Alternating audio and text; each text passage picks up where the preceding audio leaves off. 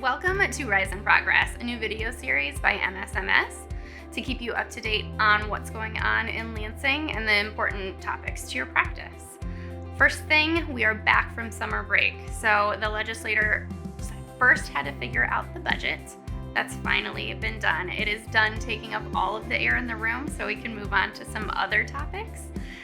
The first one for us is prior authorization. We are really hoping to get this moving. Scott, what's the plan? Yeah, so we have a bill that we're really excited about, Senate Bill 247, and it introduces some much needed reform to the prior authorization process. What the bill does specifically is introduces clinical validity, timeliness and transparency, and efficiency into the prior authorization process. The bill has been passed unanimously out of the Senate, passed back in April, and the bill is now residing in the House Health Policy Committee awaiting a vote. So we've been planning some advocacy efforts around this issue coming up in October. On October 14th, we'll be having our first lobby day in an effort to get this bill moved out of the House and onto the governor's desk. So we're hoping to have some more news then.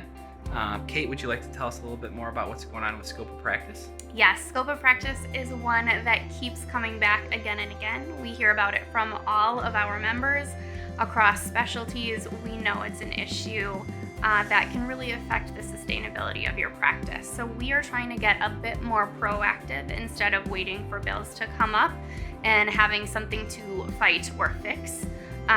We are creating a coalition. It's called the Michigan Advancement for Collaborative Care Teams.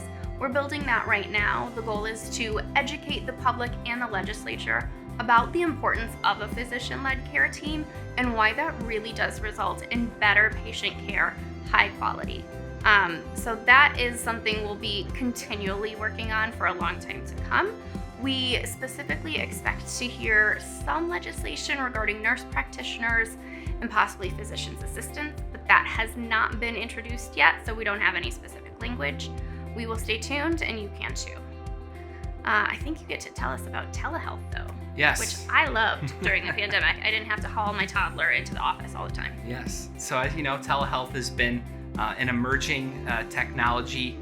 Initially started during the beginning of the pandemic, where folks were unable to go see their physicians in person.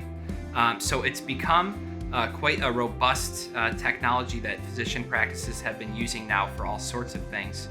We have a piece of legislation that we've been working on that would introduce parity in payment for telehealth services. So essentially, telehealth services would be reimbursed at the same rate as if the service were provided in person.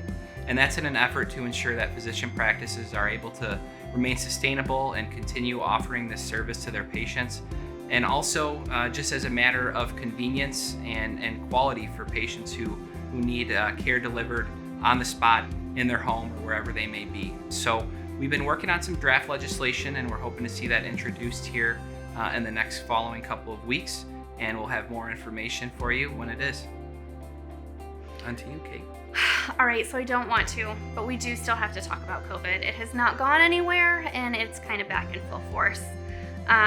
We know a lot of patients still have questions about what the exact risks of COVID are, what the risks of the vaccine might be, how safe and effective it is, and we really encourage those conversations to take place with your trusted physician. That is where you will get the best information. It can take into account your own personal healthcare history, and you can make the safest choice for you and your family. In the meantime, everybody stay safe. Thank you, Kate. And for everybody who's interested in learning more about what we're up to at MSMS, feel free to join us on our MSMS Engage website, and you can learn more about all the issues that are going on in Lansing and what's happening next. Thank you.